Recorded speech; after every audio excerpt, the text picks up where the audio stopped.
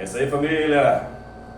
Realmente aí, a gente fica aqui, né, só contando os dias, né, contando as horas. E vem algumas coisas que a gente fica lembrando, né? E eu vou colocar um desafio para cada um dos meus irmãos aí, viu? E o desafio é cada um contar a sua história, uma história só, durante esse intervalo aí, esse mês de novembro, dezembro, uma história marcante lá no nosso interior. Que assim, alguma situação, né, que a gente foi um pouco desconfortável, mas ao mesmo tempo assim, foi descontraído, né? E a minha, assim, para mim foi um pequeno resumo aqui, o seguinte, quando eu tinha acho que 9, 10, 11 anos por aí, né? O pai sempre tinha um hábito de pescar, como todos nós sabemos disso, né? E como os irmãos sabem, eu sempre fui um cara corajoso, né? Sabe como é, né? Corajoso, né? E o pai me acordava sempre naquele horário que ele gostava muito de pescar de madrugada, né? Quando a lua tá saindo, tá se pondo, né? Naquele intervalo de 3 horas da manhã, 4 horas, fica aquele intervalo à noite, né? Mais a noite mais escura, eles que é a hora do peixe, né? Mas na verdade, pra gente que é mais novo, né? Era que tá aquele sono gostoso, né? Rapaz, quando era no inverno ali, aquela friezazinha, aquele mato molhado, eu tinha de ir com o pai, né? Pra acompanhar ele na pescaria. E assim,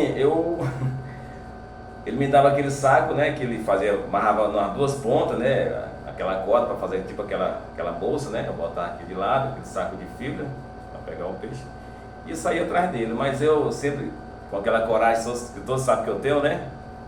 Quando a gente era mais novo, e eu ficava sempre pertinho dele. Mas sempre aquela questão, cara, de olhar para trás, sempre aquele escuro, né? Olhando para trás aqui e sempre pertinho do meu pai. Quando ele diminuía um pouquinho a passada, eu topava nele aqui, cara. Que eu topava nele, ele faz, moleque, faz. E eu ficava um pouco mais afastado, mas olhar para trás. E sabe aquela sensação, cara? Olha, por mais que você tenha um pouquinho de medo, se você olhar para trás no escuro, o medo só aumenta. Isso acontecia comigo, cara. Só aumentava o medo. E encostava de novo perto do meu pai, encostava de novo. Quando ele percebia, eu já estava pisando com a canhada dele. Ele, faça, moleque. E eu não sei o que era mais difícil para mim, ficar perto de pai para levar um empurrão dele ou se ficava mais no escuro, né? Com medo, né? Chegava tão uma situação tão complicada que quando ele ia balançar a tarrafa lá no meio do rio, quando ele começava a balançar a tarrafa triscava em mim. Faça, moleque, pra trás, não da tarrafa, cara, moço, assim, mas é muito engraçado isso, um momento assim que fica muito marcante na nossa vida, que a gente fica só sorrindo, cara, é impressionante a forma que a gente está contando isso, né, e lembrando realmente, vivenciando esses momentos maravilhosos. E tem um desafio que eu vou falar aqui pro meu irmão, que eu sempre fiquei um pouco meio perdi nessa história, mas alguns mais velhos do que eu sabem muito bem. Parece que o pai levou um dos meus irmãos para caçar, na verdade não foi para caçar, para uma espera no outro lado do rio, que é no Palmares, e tinha duas esperas, né? Não sei muito bem a distância, aí botou um dos meus irmãos, né, numa espera e o pai foi esperar na outra. E na hora que o veado veio, ele entrou mais cedo, né, na noitinha, o veado veio pela espera do meu irmão. E o pai lá que dava para mais ou menos ouvir, aí é muito distante a espera da outra, né?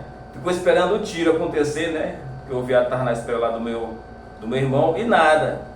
Diz que o pai só percebeu as garras do pau balançando, né? Diz que... Mas fica para contar aí, quem foi esse irmão aí se acusa, viu, pessoal? Valeu, um abraço, até janeiro, viu? Fique com Deus.